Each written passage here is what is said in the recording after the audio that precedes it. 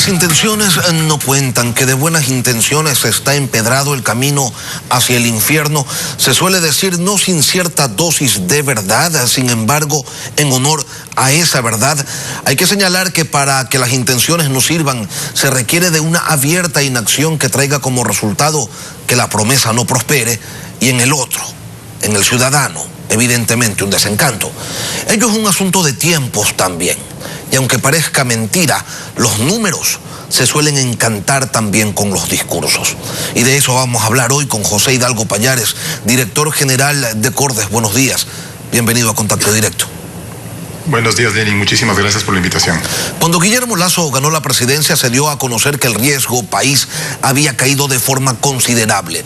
Y eso no es mucho más ni menos tampoco que un voto de confianza desde los mercados internacionales. Pero ¿cuánto tiempo dura esa moneda? ¿Hasta cuándo será rentable la expectativa? Bueno, en realidad, Lenin, fue una primera noticia favorable para el país porque eso mejora las condiciones de financiamiento, no solo del sector público, sino también del sector privado.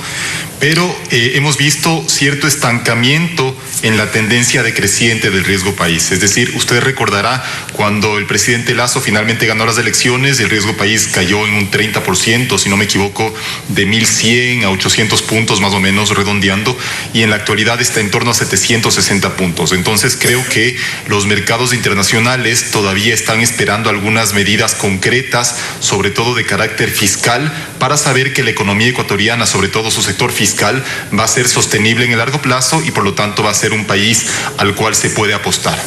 Eso hacia afuera, pero casa adentro, ¿existe también esa confianza? Se habla un poco en broma y un poco en serio del efecto Lasso, aunque no esté muy claro qué mismo es lo que significa. Pero ¿cuáles son los indicadores económicos que más allá de cualquier narrativa nos permiten identificar que realmente existe esa tranquilidad o esa confianza en los agentes internos? A ver, yo mencionaría al menos tres. Por un lado, Lenin, cuando estuvimos próximos a la segunda vuelta electoral, los depósitos a plazo fijo de los bancos se concentraron principalmente en depósitos de corto plazo, es decir, de hasta 30 días o en el peor de los casos de hasta 90 días, lo que demostraba cierta incertidumbre de parte de los depositantes, es decir, ellos querían tener el dinero más o menos disponible para poder retirarlo en caso de que el resultado electoral no fuera de su agrado. Una vez conocidos los resultados electorales, los depósitos de plazo largo empezaron a ganar participación nuevamente, lo que refleja cierta confianza en el futuro económico del país. El segundo indicador que yo le mencionaría es la encuesta de opinión empresarial que lleva adelante el Banco Central. Hace pocos días acaba de publicar la información hasta mayo y lo que se ve es que en general los empresarios del sector industria, construcción, servicios y comercio esperan que los próximos meses, o al menos que el siguiente mes, va a ser mejor que los meses anteriores. Y eso es generalizado en los 4 sectores que acabo de mencionar, lo que podría también dar lugar a una mayor inversión de parte de estos empresarios. Y finalmente, el tercer indicador que yo mencionaría es el índice de confianza del consumidor, que lo que se basa es una encuesta que pregunta a los consumidores cómo ven ellos la situación económica de su hogar y del país. Por un lado respecto al mes pasado y por otro lado para los próximos 3 meses. Y lo que se está viendo en los resultados de esta encuesta del Banco Central es que los consumidores son en la actualidad bastante menos pesimistas de lo que eran hasta hace pocos meses. Entonces no es que el consumidor ecuatoriano ya sea un consumidor optimista, pero sí se está reduciendo de manera sostenida el pesimismo y eso anticipa también una mayor disposición a gastar o a consumir internamente. Vamos revisando las gráficas en relación al índice de confianza del consumidor. Cuando se les pregunta a los ecuatorianos si creen que la situación en sus hogares es peor que el mes anterior, la cifra es prácticamente la misma en marzo que en abril, solo se muestra un muy ligero cambio que no llega ni siquiera al 1 punto porcentual, pero eso cambia cuando se pregunta por la situación económica del país, donde hay una percepción de que las cosas realmente pueden estar mejor en los próximos meses. Pero insisto, José, ¿en qué basan ese optimismo si no se ha tomado ninguna decisión que implique realmente un cambio en las relaciones económicas del país hasta ahora? Bueno, yo diría que sí hay un aspecto, Lenin, que puede estar incidiendo de manera fundamental, más allá del resultado electoral, en el optimismo de los ciudadanos, y es el avance del plan de vacunación. Usted recordará que incluso con el gobierno anterior, en las últimas semanas del gobierno anterior, algo empezó a mejorar el programa de vacunación y obviamente se ha acelerado o se ha consolidado más en las últimas semanas, y esa sigue siendo en la actualidad y a nivel internacional la principal medida económica que se puede tomar, es decir, un plan de vacunación que avance efectivamente y que permita que las personas retomen paulatinamente sus actividades normales, permite a su vez entonces este optimismo porque voy a poder volver a mi trabajo, voy a poder volver a abrir mi restaurante, o si tengo un hotel voy a esperar que los turistas vuelvan a visitarme. Entonces yo creo que ese factor económico sí está incidiendo, pero evidentemente el tema político incide muchísimo porque estábamos ante la posibilidad de tener un gobierno nuevamente derrochador que pusiera en riesgo incluso la propia dolarización, y en la actualidad tenemos un gobierno que se muestra comprometido con la estabilidad económica, y eso sí genera confianza en los agentes económicos, por más que no se hayan tomado hasta el momento medidas concretas de fondo. Y sí, la vacunación sin duda tiene un peso importante en las percepciones de la ciudadanía. Sí, Lenín Moreno incluso llegó a mejorar su porcentaje de aceptación una vez que empezó a tener algo de velocidad en su programa de vacunación. No se podría esperar hoy una situación distinta con un nuevo régimen. Sin embargo, ¿qué pasaría si esa vara tan alta del 9 millones de vacunados en 100 días no se llega a cumplir? El optimismo, que es algo intangible y tan voluble, podría desaparecer como por arte de magia. Bueno, si es que se llegara a producir un fracaso estrepitoso en el plan de vacunación, evidentemente el optimismo de los ciudadanos y la popularidad del gobierno se verían comprometidos.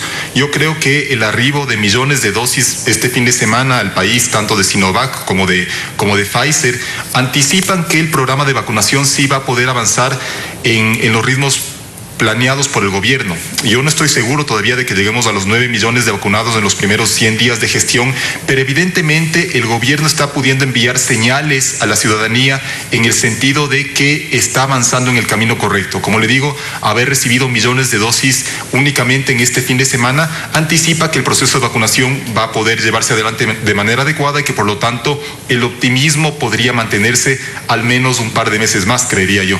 Y es una instancia en donde sin dudas todos quieren que se cumpla. Pueden ser opositores o simpatizantes del gobierno, pero todos hacen desde su trinchera fuerzas porque el gobierno consiga más dosis y porque el proceso se acelere. No hay duda de aquello, pero yo quería preguntarle, esa confianza que existe en el consumidor, ¿se refleja también en el sector empresarial? Al menos en la contratación de personal no se evidencia, menos aún en inversiones concretas. ¿Por qué no sucede? ¿Por qué la gente decide sobre lo que piensa que va a suceder y los empresarios sobre lo que realmente ha pasado? A ver, el optimismo es fundamental tanto para los consumidores como para los empresarios. Lo que pasa es que el consumo se puede reactivar de manera más rápida que la inversión. Le pongo un ejemplo, si yo me quería comprar un televisor, pero dije no, mejor voy a esperar a ver qué pasa con las elecciones. Bueno, ahora que ya pasaron las elecciones, entonces ya puedo comprarme televisor. Pero para llevar adelante una inversión de millones de dólares, no depende exclusivamente del resultado electoral o del plan de vacunación, sino que la economía ecuatoriana todavía está esperando o todavía demanda algunas reformas estructurales que garanticen el crecimiento económico sostenible en el largo plazo. Me refiero principalmente a una reforma tributaria y a una reforma laboral. Entonces yo creo que sería un poco difícil esperar de parte de los empresarios una respuesta inmediata en términos de inversión, porque ese tipo de decisiones, como le digo, no se toman de manera tan inmediata como una decisión de consumo. Lo mismo pasa con la contratación de personal. Si es que seguimos teniendo, aunque el ambiente económico en general sea mejor, pero seguimos teniendo la misma normativa laboral tan rígida, entonces los empresarios siguen teniendo algunos factores que desalientan la contratación de personal. Y así, a ese ritmo, a la espera de las certezas, se nos fue el 2021. Evidentemente era un año que estaba prácticamente jugado, ¿no? Es decir, vamos a tener un rebote en la economía porque el año 2020 fue tan malo que necesariamente la economía va a crecer en el año 2021, pese al mal resultado del primer trimestre de este año.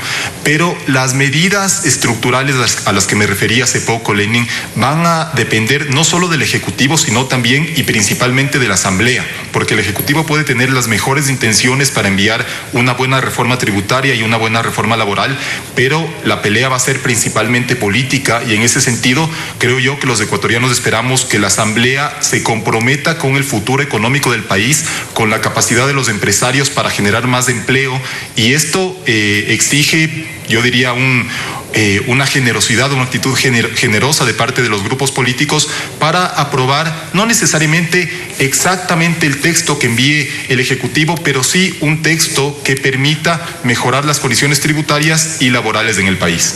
Y sí, que es importante la Asamblea, pero no fue la Asamblea, sino el Ejecutivo el que prometió generar 2 millones de puestos de trabajo en 4 años de gobierno, y continúa avanzando el 2021 y no observamos esa reactivación. Usted ya explica las razones, los motivos, pero lo cierto es que se empieza a configurar por ese lado, al menos por ahora, un incumplimiento. ¿En qué momento se prevé que realmente podamos asistir a una reactivación tangible de la economía ecuatoriana? Ya vimos que el primer trimestre nos sigue dando cifras en rojo de acuerdo a lo que señala el Banco Central. Sí, a ver, yo creo que el resultado del primer trimestre, como nosotros hemos puesto en nuestro análisis, era previsible, porque usted recordará, Lenin, siempre estamos haciendo una comparación interanual. Entonces, el primer trimestre del año 2020 fue prácticamente normal durante 2 meses y medio, y únicamente la última quincena ya entramos en confinamiento. El primer trimestre de 2021 ya sufrió primero los impactos de la pandemia en términos de desempleo, caída del ingreso de los hogares, y seguíamos teniendo vigentes algunas medidas de restricción, por ejemplo, en aforo, en movilidad vehicular y demás. Entonces, esa caída era esperable. Igualmente esperable es un repunte importante, diría yo, en el segundo trimestre de este año, porque también usted recordará, el segundo trimestre del anterior fue catastrófico. Tuvimos el confinamiento estricto y por lo tanto ya se van a ver resultados positivos en términos de crecimiento económico. Ahora, en términos de empleo, el INEC, la última cifra que publicó corresponde a mayo, cuando también usted recordará estaban vigentes los toques de queda en las noches y los confinamientos los fines de semana. Yo creería que a partir de junio es posible esperar ya cierto repunte, todavía bastante modesto, en los indicadores laborales. José Hidalgo, director general de Cordes, gracias por acompañarnos esta mañana aquí en Contacto Directo. Muchísimas gracias a usted.